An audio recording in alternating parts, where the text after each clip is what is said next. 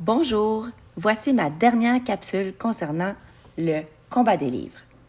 Si vous n'êtes pas encore certain ou certaine de ce dispositif en classe, peut-être que cette capsule saura vous convaincre. Alors voici les résultats. Après 4 lectures en répondant aux 3 mêmes questions, on peut voir que un choix minutieux et le fait de se concentrer sur 3 questions seulement d'appréciation ont été bénéfiques. En effet, une appréciation plus précise à la fin des combats.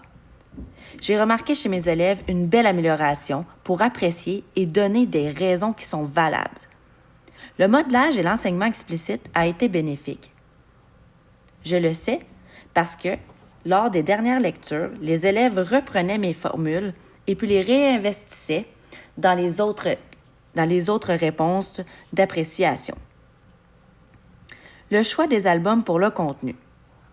L'intertextualité accroche les enfants et leur permet d'apprécier encore plus les œuvres. Des albums qui vont à l'encontre des stéréotypes augmentent aussi le choix d'explication des élèves en bas âge. Par exemple, l'intertextualité dans Le journal d'une fée lui a fait remporter le duel. Les stéréotypes aussi ont fait leur différence pendant les duels. Par exemple, la fée n'était pas comme d'habitude. Elle souhaitait être mise de l'avant, être la star. Et elle n'aimait pas Cendrillon, ni Blanche-Neige, ni la Belle au bois dormant. Donc, en plus de faire de l'intertextualité, elle allait à l'encontre des stéréotypes. Aussi, pour ce qui est du journal d'un monstre, c'est le stéréotype, encore une fois, qui a fait toute la différence. Puisque le monstre n'était pas comme d'habitude, donc épeurant, méchant, et qu'en plus, il aimait que sa mère lui raconte des histoires et qu'il se fasse crémer la queue lorsque c'était humide, mais les élèves ont beaucoup plus aimé cette histoire. Donc, en fait, ce que j'essaie de vous dire, c'est que le choix des albums pour leur contenu va aider les élèves à faire des choix et à être capables de donner des raisons.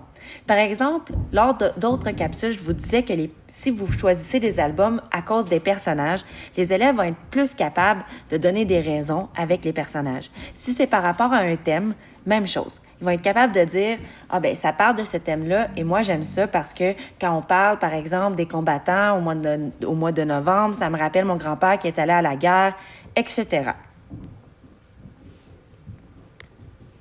Et si c'était à refaire? Ben pour ma part, j'en fais souvent. Je fais un autre combat avec d'autres questions d'appréciation. Parfois, j'aime interchanger entre l'oral et l'écrit avec un carnet de lecture, par exemple, dans lequel les 3 questions pourraient être collées. Je vous conseille même de commencer par une question. Ça permet de garder... Non, pardon. Je veux aussi garder une trace des mots de vocabulaire coup de cœur qui ont permis d'apprécier l'œuvre à cause du choix du lexique de l'auteur. Croyez-le ou non, un élève de 2e année qui est habitué au combat des livres dans ma classe a été capable de dire qu'il a aimé le livre car l'auteur a utilisé des mots qu'il ne connaissait pas et qu'il voulait réinvestir dans ses écrits. C'est quand même étonnant. En somme, les élèves redemandent des combats des livres. Ils apprennent à apprécier en portant des jugements critiques justifiés. C'est une bonne façon d'évaluer différemment la dimension appréciée en lecture, tant à l'oral qu'à l'écrit. À cet effet, puisque l'album a été lu à plusieurs reprises et que les réponses ont été élaborées oralement, la charge mentale de l'élève est moindre et il peut se concentrer sur l'écriture plutôt que la formulation de son appréciation. Je vous remercie de votre écoute. Si vous avez des questions, vous pouvez me joindre par courriel ou bien encore dans les commentaires directement sur la page YouTube. Merci.